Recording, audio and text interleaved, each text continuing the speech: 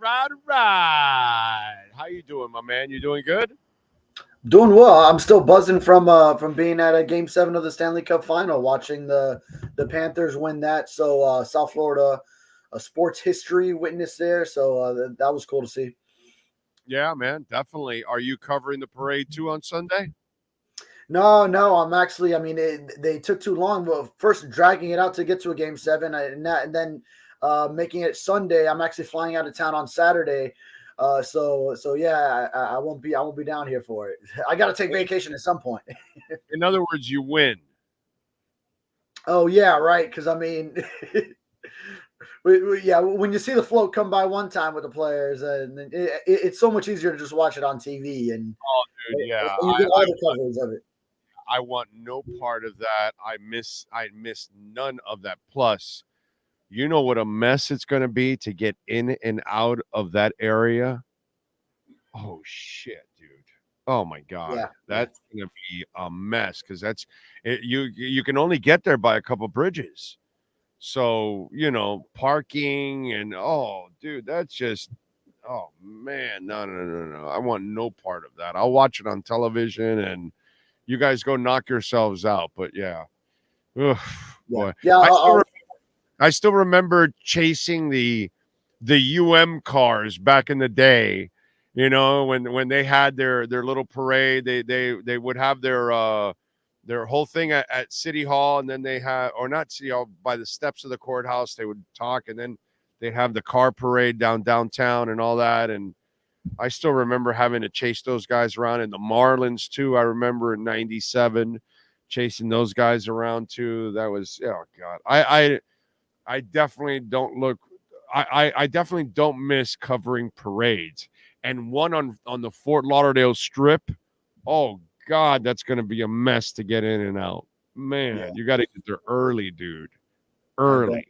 Yeah, every parade I could think of, every South Florida championship, I've actually watched on TV. Except I did attend the '06 Heat one. It was a lot easier. Just summer. I was still in high school, so it was just easier to get out to that. But then after that, I went to that like one. 12 and 13 Heat. I was an adult, and then I remember I being in school for the Marlins ones. So yeah. Though I went to the Marlins one also. Mm-hmm. I remember that. I went to the Heat one in '06. I went to the Marlins in '03. In fact, the Marlins had multiple ones, if I remember correctly. They had one in Dade, Broward, and Palm Beach counties, which which I thought was very smart on their part to try to endear their team to everybody. I the Panthers should do that, but they did it all Broward. I think they should have done a Dade, Broward, and Palm Beach. What's it called? Parade, but whatever. Hey, listen, the pots and pans were out in Miami. You know what I'm saying?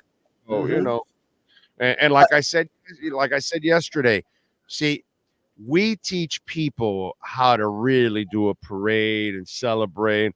We don't burn our own neighborhoods down. We're not turning over police cars and shit, and we don't do any of that.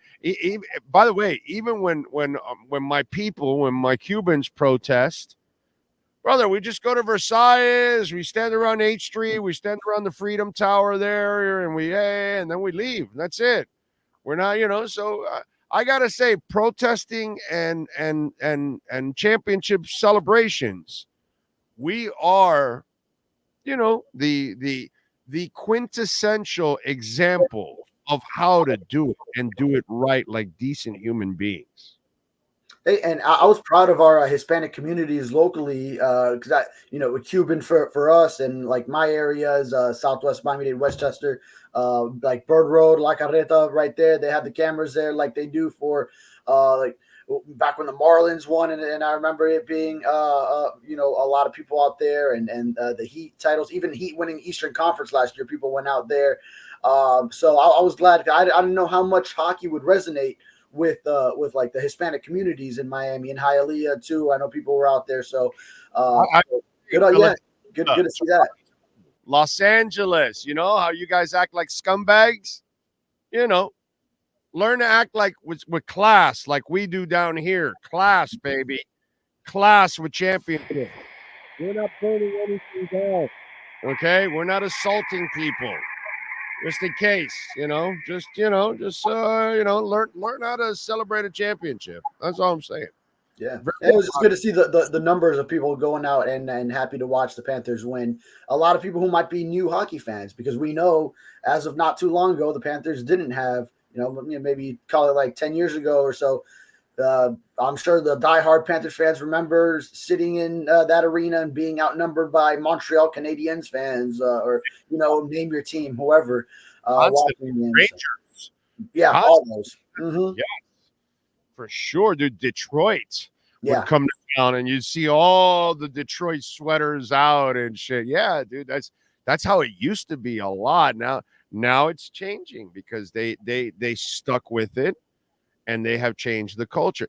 They tore a page from the Heat.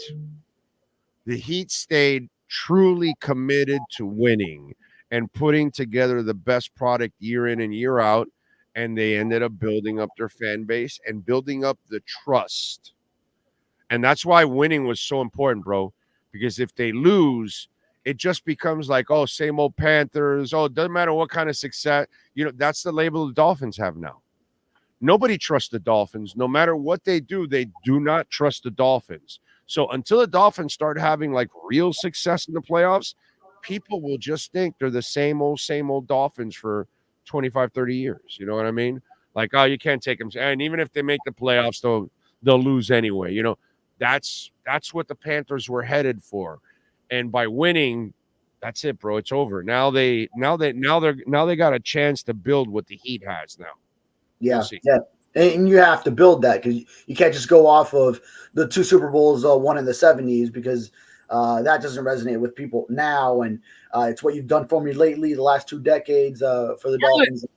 You can't live off of 97 and 03, that in 6 and the years. Marlins too, yeah. Mm-hmm. And then after that, what happens? And then the town sees that, yeah, dude, that was flukish. There was those 2 years, 97 wasn't flukish because that team was loaded. But 03 was a really young team that, my God, the stars aligned for you. You won, and that's it. Mm-hmm. But it's over. You never tried again, and they see it. Now with the Panthers, the trust factor is there. You know what I'm saying? So it's crazy. That second Marlins team was off the rebuild from the first one, because you had some pieces like Luis Castillo, who was younger, and they brought him up, and like Derek Lee, Mike Lowell, and but then Pudge comes in. You got Wilson, Pudge, Pierre, Urbina, and Redmond. They added.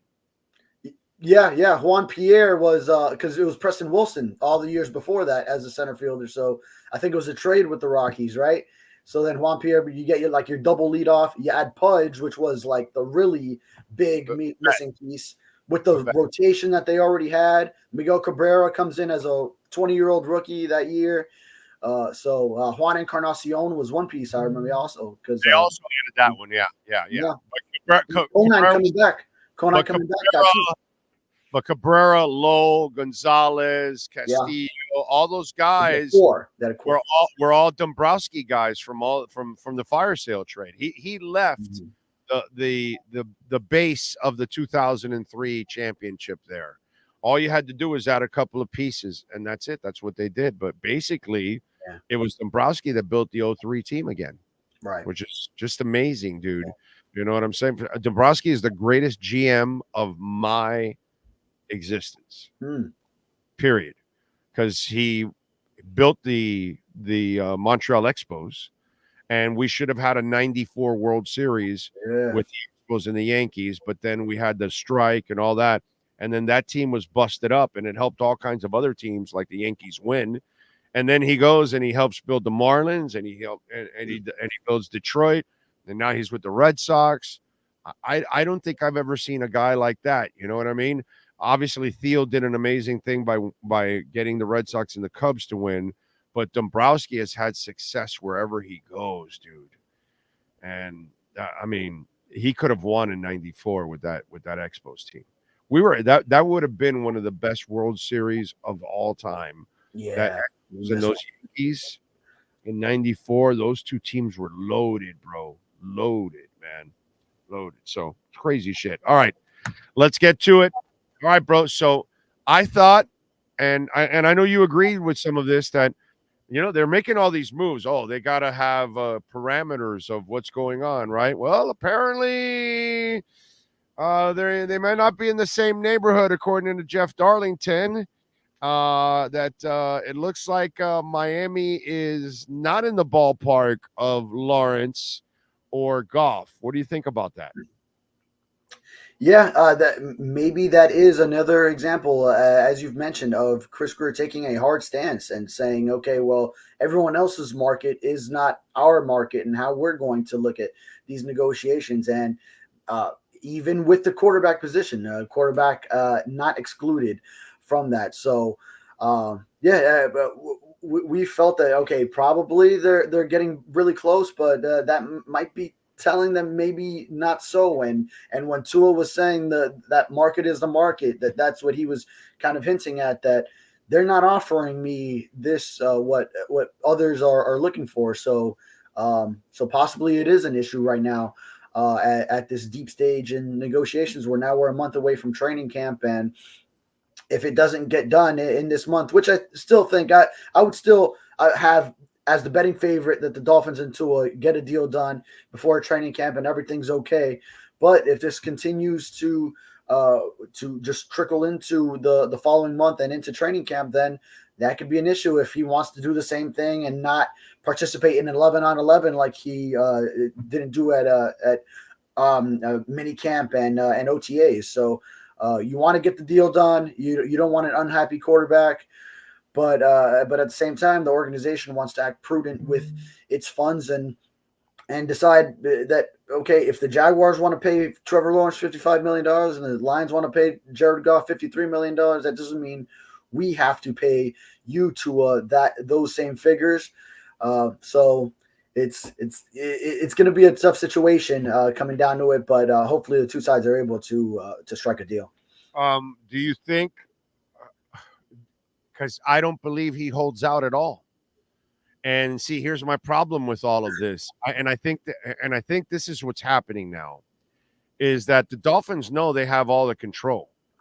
In a way, Tua has no control here, because he has to prove that he can stay healthy. Again, he has to prove that he has to win in order to get paid, and he's under contract.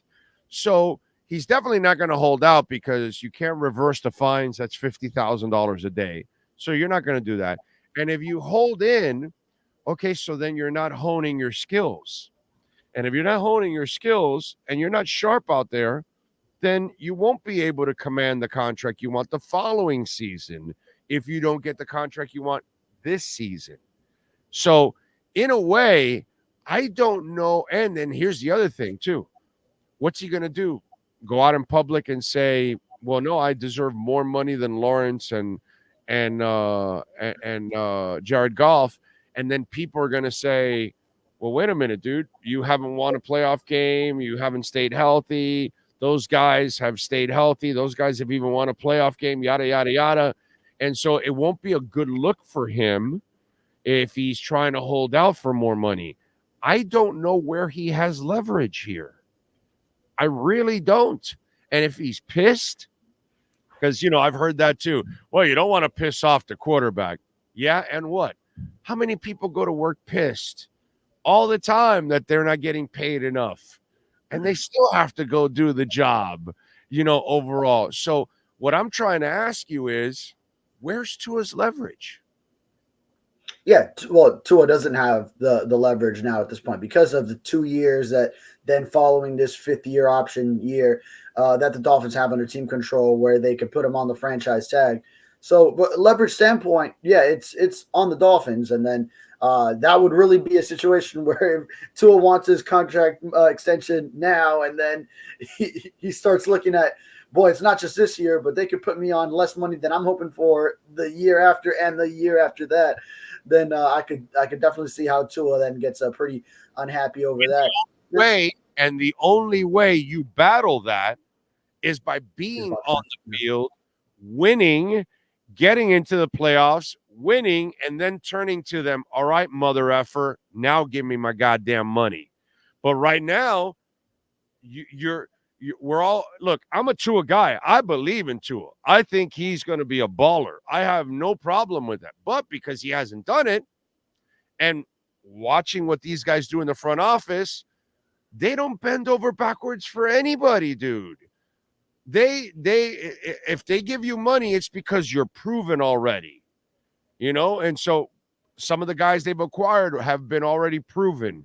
But if you're still up and coming, that Austin Jackson looked really good, but they didn't go overboard to pay him. They gave him a reasonable contract. Over Connor Williams wanted a bunch of money, and they said, "No, dude, sorry, no, we're not doing that." And they held strong, and that's their center, and they held strong. That's a really important position, and they held strong. And by the way, it ended up paying off because unfortunately the guy ended up getting hurt. You know what I'm saying? So they have been shrewd in all of their negotiations, no matter who it is. I'm not surprised here that they have some leverage, might as well use it at the moment because maybe they themselves have some questions, or they also just don't feel like paying that kind of money. Yeah, right now. They won't shell out the cash unless you're proven and also you have something considerable left in the tank too, because they'll also try to move off of guys before they had that dip in production as well. So kind of like it has to be the perfect marriage, that perfect timing for it all to happen. And obviously at the quarterback position, if we're talking Tua specifically, then it's not like he's anywhere near having to tail off in production because of his age. He obviously has a long time in that regard. But just to give people an idea of how the Dolphins management thinks. And you're right, it doesn't benefit either side for there to be a hold in for Tua to miss time with the team, because then at that point he's got to focus on what's best for him and the team, and is to get onto this accord, get to working with Odell Beckham Jr., who's new here, Jonnu Smith, who's new with the Dolphins, and continue with Tyreek Hill and Jalen Waddle, and work any tweaks into Mike McDaniel's offense that all the slot guys. He's got a whole shitload of new slot guys that he's got to. Besides Craycraft, all those other guys he's got to get to know too. Got to take snaps from Aaron Brewer, who's going to be his new center. We just mentioned Connor Williams on his way out. So a lot of chemistry to be built for Tua. So, and I think he would understand that.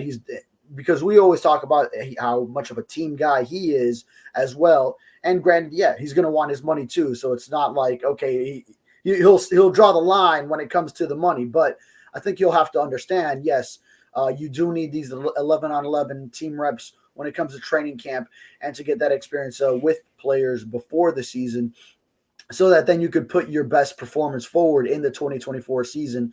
And I understand for him too, is he finally has a full season healthy, so then he wants to get his money now, obviously in case he does revert back to having an injury and missing time next year. Now all of a sudden you're not as hot as you were before. Now you cool off a little bit when it comes to these negotiations because of what has happened most recently. So you want to get your money when your stock is sort of highest. You've had a full season healthy, which was the big question mark, and you still produced at a high level like you also did in 2022, his third season, first one under McDaniel. So, but it's telling with these Dolphins how they negotiate. And the interesting part that I've always found in all this is how you have built up Tua in these last 2 years to build up his confidence and tell him everything he wants and needs to hear. And then now when it comes to the negotiating table, you sort of have to reveal your true thoughts into, okay, so I mean, we feel you're all this, but we don't feel you're that level because we can't pay you all that much money right now.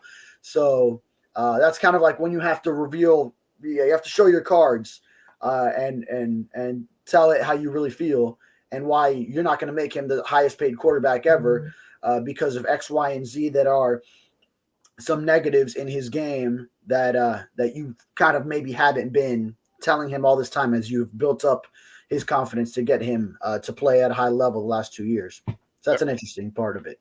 Yep. No, I'm with you, man.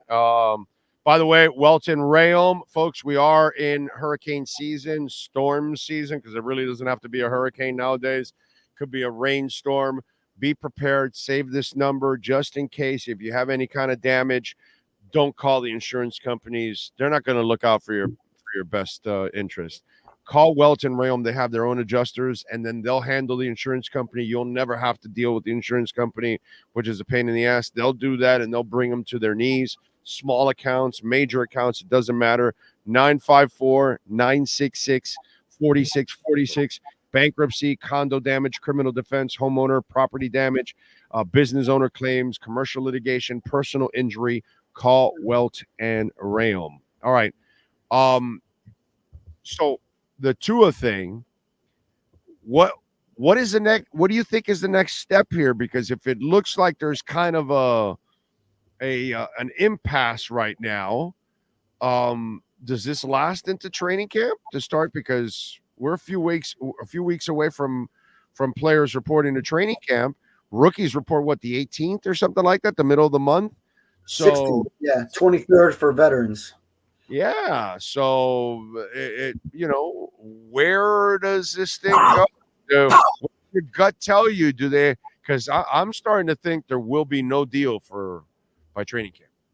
Okay, yeah. I mean, I feel we still have this month here. Now we are within a month, so I feel like it's got to get done right before. It might even be like I remember last offseason.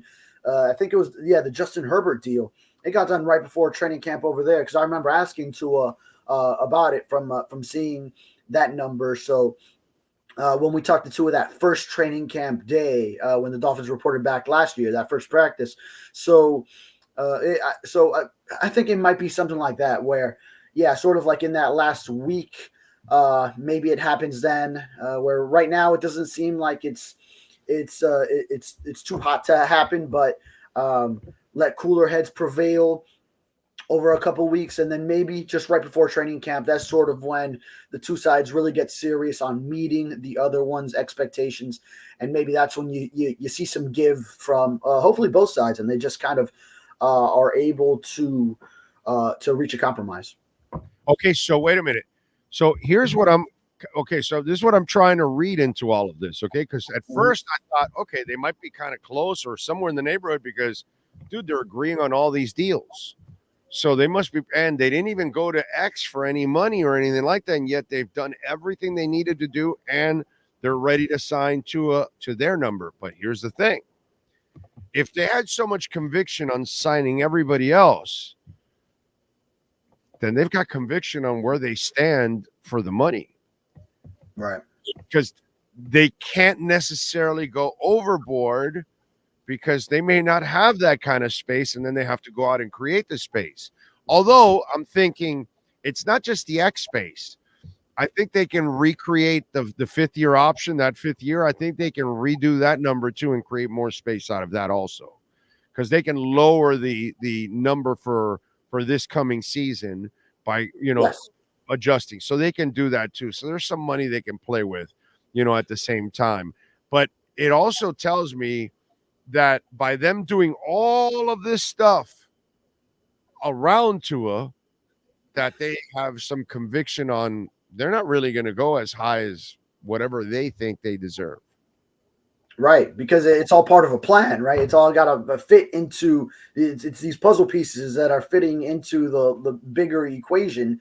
So yeah, you've given out money elsewhere based on what you feel you should be paying, and maybe give or take a little bit. But if it's a considerable difference between what their expectation is and what Tua's and his representation's expectation is, then that's problematic. Because then it causes you to really shift how much you can allot to other positions that you value and maybe have already committed funds to in the future. So that's a key part of it. And it can't be too far off because I think the Dolphins have to have known what the market would be for the quarterback this offseason based on the jump in salary cap, which was already put out there, before, or sort of at the beginning of this offseason as negotiations were still kind of fresh. So Yeah, I mean, they had to have an idea and been in the ballpark. But now when the Dolphins see that the Lions gave Jared Goff the 53 per and Trevor Lawrence got 55 per from the Jaguars, that might boost it up a little bit and say, okay, we weren't expecting it to go that much for those guys. And now, obviously, Tua is going to feel the way he feels. And the Dolphins then, they have to either stick their courage to the post and remain strong, or they will have to meet Tua to some degree.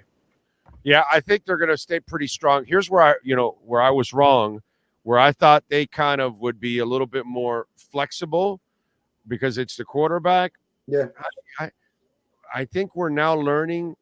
I don't think this front office gives a shit who you are. They're going to have a hard line stance, and they're going to negotiate whatever they feel is right for whatever player it is. And if you're Jalen Ramsey, okay, yeah, they're going to bend over backwards for you. But if you don't have that kind of resume, they're not going to. You got to first get that resume before they bend over backwards. So to me, this is something that I underestimated. And we should have seen it coming because he has taken hardline stances with several players already, as it is. So it's just kind of odd, man. You know what I'm saying? It's just kind of like, wow, I think this one's it's going to get a little ugly, for Tua, that is. I don't think they're flinching on that side. I really don't. I don't think they're going to be moving that much, overall. Yeah. And then it becomes interesting. How hard of a stance are you willing to take? Do you risk, okay, well, we've spent these last years building up Tua in this offense and then saying, okay, well, we are willing to back off if that's what it's going to cost. Do you then decide, feel that you can move off of him and go to another quarterback in years to come? Or do you want to have the quarterback that you've had these last, and now it'll be a third season in the offense, and not many quarterbacks can run this specific offense this well. Tua and Mike McDaniel have a good chemistry going together, and the receivers, and it's a lot for that any piece in this offense has to learn. So, well, would you want to go and insert a new quarterback? Would it be, whether it be a veteran like down the line, like a Jimmy Garoppolo who could run the same offense, but the options might be limited. So then are you really willing to go that route, or would you just prefer, hey, we've got Tua, he's still young, make him the franchise quarterback because he can run this system, and that he would put us in the best position to succeed in the future? That's what the Dolphins will have to be deciding, and how hard of a stance they do want to take when it comes to this. By the way, just so you'll know, Mike McDaniel has a game strategist. Oh, okay. We did some investigation here. Yes. He had one. Mm-hmm. He had one last year. Mm-hmm. Yeah. So it does exist. He does have a game strategist. Not that it helped, but yeah. I heard that I was told that that area even expanded this offseason. So it's not just one person. This offseason, meaning now coming off of last year? Okay, so now he's getting more help coming into the 24 season. There's more than one dude now, from what I'm told. Yeah. That's right. I mean, there were things that I wanted to get into questions and OTAs and minicamp that I forgot of, and then that was definitely one of them. Now that you just mentioned it. Yeah. Well, I did my own, but he does. He had a game strategist last year. Mm-hmm. But then again, I'm sure he has somebody up there with the review. That didn't help either. Yeah. So, everyone needs one of those. Huh? Yeah, but you need a good one. Theirs suck. Sorry, I don't know who it is that does it for them. I don't know who's the person in the booth reviewing, but that person is terrible, bro, because they get that shit wrong most of the time. And so, yeah, I found out he does have a game strategist. Yeah, the guy Brian Flores had was really solid in that role. Who I know left once the coaching change did happen. Yes, but yeah, they do. He does have one. So It is what it is. But anyway, what do you got going on in the Sentinel, my man? Yeah. I was I wrote about Tua in the Darlington report, so the latest update. So that's up, and I'll decide on something else to write this week before I take a little break. So it might be some O-line stuff from Butch Berry, because we had a lot of good stuff come from him in our conversation with him before minicamp was over. So sort of assessing where the line is, Patrick Paul is, where the guard stands. So maybe some of that I'll get into before taking a little break from writing. All right. Follow him on Twitter at David Furones _ and catch his work there at the South Florida Sun Sentinel. David, as always, thank you, my brother. Appreciate you. Have a terrific week. We'll catch up on Friday. Yes, sir. Sounds good. Thank you, sir. There you go, David Furones. And call my friends at Welt Rheaume, Jeff Welt, Daniel Rheaume. They are just absolutely amazing. 954-966-4646. And if you're one of those Floridians dealing with water damage and dealing with a slacking ass insurance company, sick the bulldogs that are Welt Rheaume. These guys are pit bulls. Okay, they're just going to go after it, brother. I mean, seriously. 954-966-4646.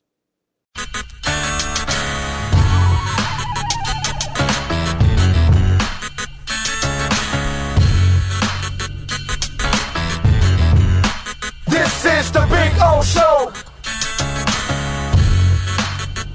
This is the Big O Show.